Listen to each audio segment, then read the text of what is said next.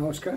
শুরু করছি প্রতিদিনকার মতো আজ সকালে কি লেখা আছে কপালে অনুষ্ঠানে প্রথমে সকলকে জানাই সুপ্রভাত, শুভেচ্ছা এবং শুভকামনা। আশা করি সবাই ভালো আছেন, সুস্থ আছেন এবং আনন্দে আছেন। মা দশমহাবিদ্যার কৃপায়, দেবাদিদেব মহাদেবের কৃপায় এবং শঙ্খচক্র গদাপদ্মধারী নারায়ণের কৃপায় সবাইকেই সুস্থ থাকতে হবে, ভালো থাকতে হবে, আনন্দে থাকতে হবে এবং পৃথিবীর পাপ কীভাবে নাশ করা যায় তার চেষ্টা করে যেতে হবে।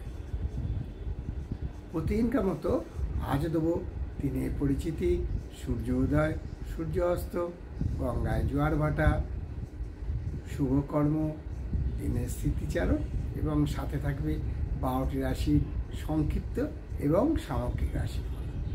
তাহলে দেরি না করে শুরু করি আজকে দিনের পরিচিতি। আজ 24শে ভাদ্র 1432, গুপ্তপ্রেস এবং বিশুদ্ধ সিদ্ধান্ত মতে, ইংরাজির 10ই সেপ্টেম্বর 2025। আজ বুধবার।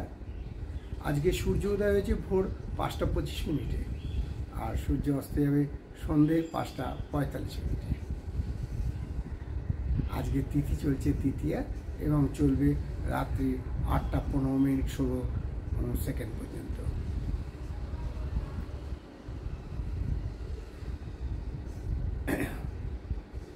আজকে গঙ্গায় জোয়ার আসবে বেলা 12টা 8 মিনিট এবং রাত্রি 12টা 13 মিনিটে, আর ভাটা আসবে বিকেল 4টে 58 এবং আগামীকাল ভোর 5টা 3 মিনিটে।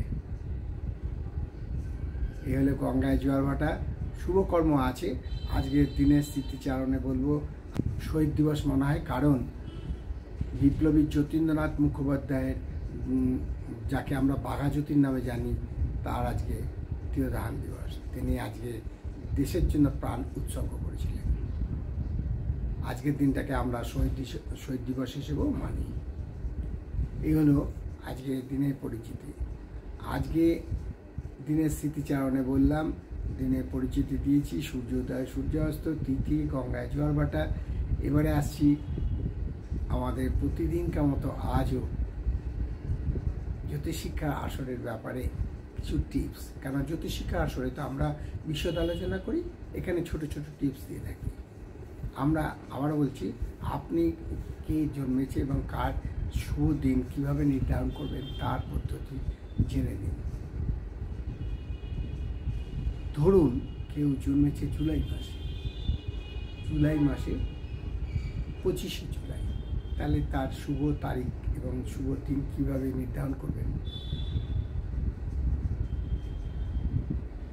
তারিখ, মাস, সাল যোগ করে তাকে 2 দিয়ে ভাগ করলে যে সংখ্যাটা বেরোবে সেটাই হচ্ছে তার শুভ দিন, শুভ সংখ্যা। এবং সেটি সপ্তাহে যে দিন হবে, ধরুন 3 বেরোলো, সোম মঙ্গল বুধ, তাহলে বুধ তার শুভ দিন। এই হলো আজকে দিনের টিপস। এবারে আসবো 12টি রাশি নিয়ে, সামগ্রিক এবং সংক্ষিপ্ত রাশিফল। কারোর ব্যক্তিগত জন্ম সময়, জন্ম তারিখ, জন্মস্থান নিয়ে নয়। দেরি না করে শুরু করি 12টি রাশির সংক্ষিপ্ত এবং সামগ্রিক রাশিফল। মেষ রাশি আজকে বদনাম, অপযশ বা সম্মানহানি হওয়ার সম্ভাবনা প্রচণ্ডভাবে বিদ্যমান। শরীর খুব একটা ভালো যাবে বলে মনে হয় না।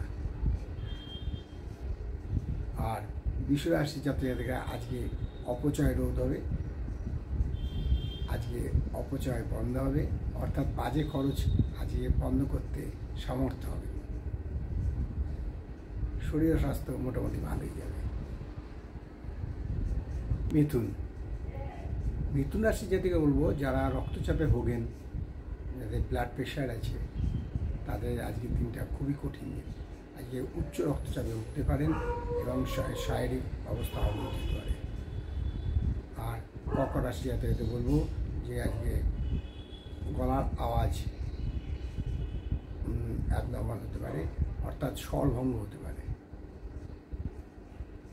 মাথার যন্ত্রণায় ভুগতে পারেন, শরীরের দিকে একটু নজর দেবেন। সিংহ রাশি জাতকদের বলবো, আজকে যদি আইন আদালতে কোনো কেস কামাই হয়ে থাকে, তাহলে আজকে যে রায় দান হবে তা আপনার পক্ষেই যাবে এবং কর্মক্ষেত্রে উন্নতির যোগ বিদ্যমান। শরীর স্বাস্থ্য মোটামুটি যাবে।